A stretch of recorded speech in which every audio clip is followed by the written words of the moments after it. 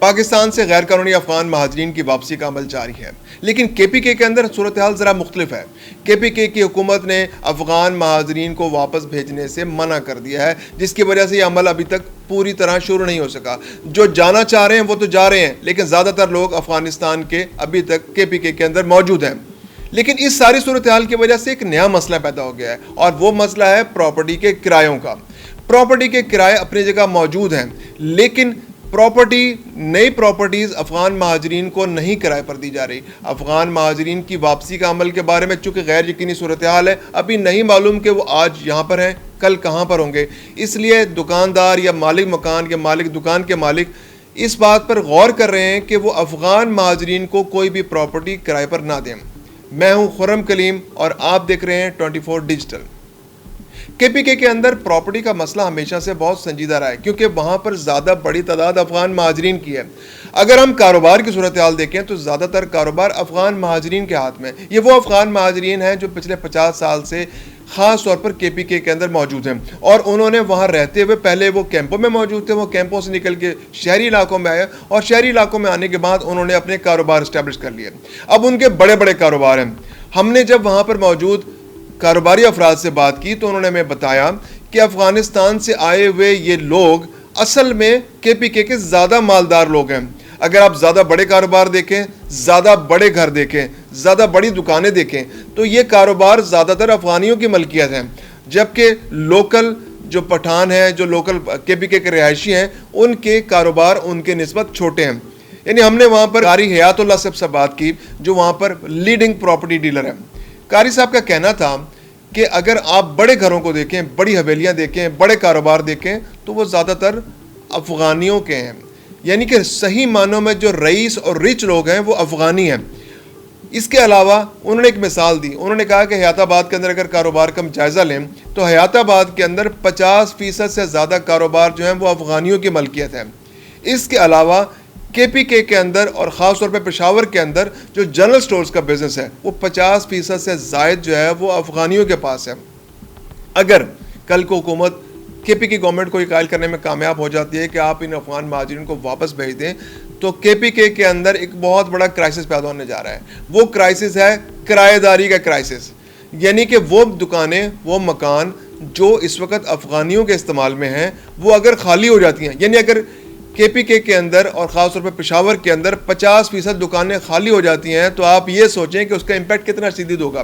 ہم نے قاری حیات اللہ صاحب سے بات کی تو قاری حیات اللہ صاحب کا کہنا تھا کہ اس کا امپیکٹ اتنا شدید ہوگا کہ ممکن ہے 50% تک کرائے کم ہو جائیں۔ یعنی اگر ایک دکان کا کرایہ ماہانہ 1 لاکھ روپے ہے تو وہ کم ہو کر 50,000 ہو سکتا ہے۔ اگر کسی مکان کا کرایہ 50,000 ہے تو وہ ممکن ہے کم ہو کر 30,000 سے 25,000 روپے ہو جائے۔ تو اس طرح بہت ساری پراپرٹیز جو ہیں، جو لوگ جن کا ایک کاروبار ہے، جن کا ایک ذریعہ آمدن ہے کہ وہ دکانیں بناتے ہیں اور مکان بناتے ہیں، وہ اپنے تئیں پریشان ہے اس وقت کہ اگر یہ افغانی واپس چلے گئے تو ان کے کاروبار کا کیا ہوگا، ان کی ان پراپرٹیز کا کیا ہوگا، ان کے ان دکانوں کا کیا ہوگا، ان کے ان مکانوں کو کیا ہوگا جو افغانیوں کے استعمال میں۔ کاروبار تو اپنی جگہ ڈسٹرب ہوگا، لیکن وقتی طور پر کرایہ داری کا نظام متاثر ہوگا۔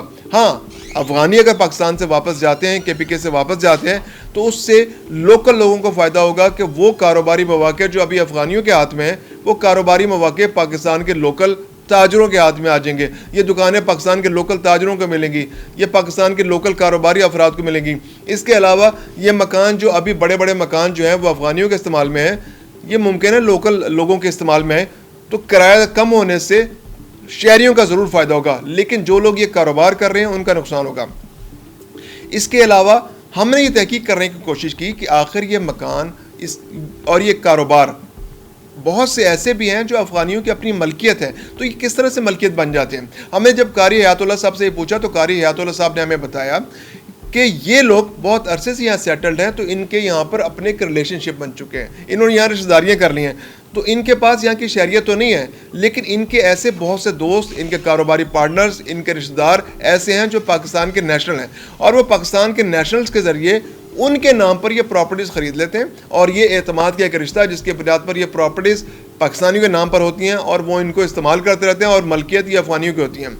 اس کے علاوہ ایک غیر قانونی رستہ بھی موجود ہے، کہ نادرا سے ملی بھگت کر کے یا باقی دوسرے سرکاری اداروں میں ملی بھگت کر کے یہ لوگ اپنے جعلی کارڈز بنوا لیتے ہیں. جیسے میں اپنی مثال دیتا ہوں کہ میں آج سے 3-4 سال پہلے نادرا کے دفتر گیا, مجھے اپنا کوئی شناختی کارڈ رینیو کرانا تھا, تو مجھے کسی نے مشورہ دیا کہ آپ جا کے ذرا اپنی فیملی ٹری چیک کر لیجیے گا.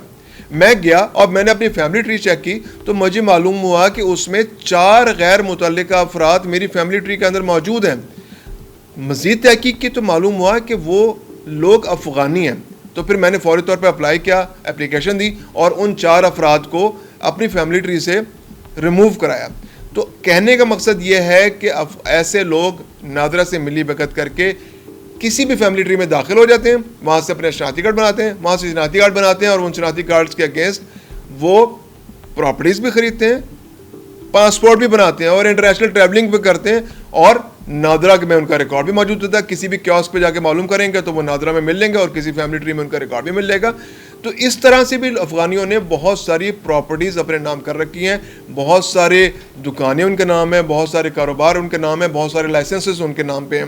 تو جب یہ بہت میسو آپریشن ہوگا, جب یہ ان لوگوں کا انخلاء ہوگا اور جب ان کے بارے میں انکوائریاں ہوں گی تو ممکن ہے کہ ایسے بہت سارے افراد جن کے پاس جعلی شناختی کارڈ ہیں, جن کے پاس جعلی پاسپورٹس ہیں, جن کے پاس جعلی دستاویزات ہیں, ان کے خلاف بھی آپریشن ہو اور وہ املاک جو ان کی ملکیت میں وہ دوبارہ سے واپس آ سکیں.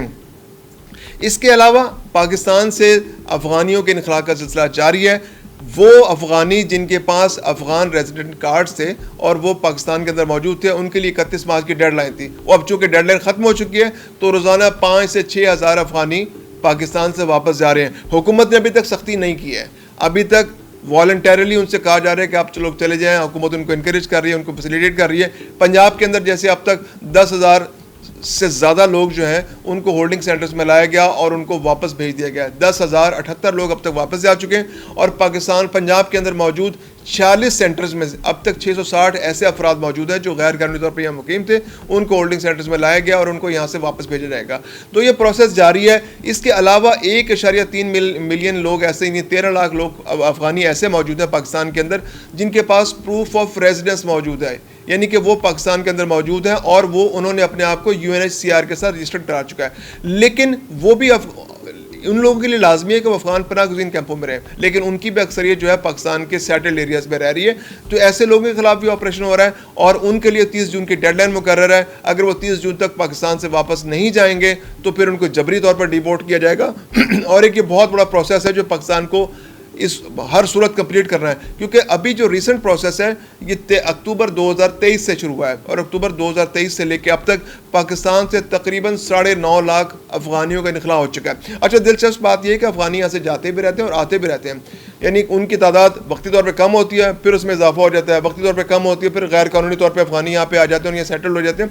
تو یہ سلسلہ جاری ہے. لیکن چونکہ پچھلے 1.5 سال کے اندر پاکستان نے ایک مسلسل کیمپین لانچ کی ہوئی ہے, اس کیمپین کی وجہ سے اب بڑی تعداد میں افغانی یہاں سے جا چکے ہیں.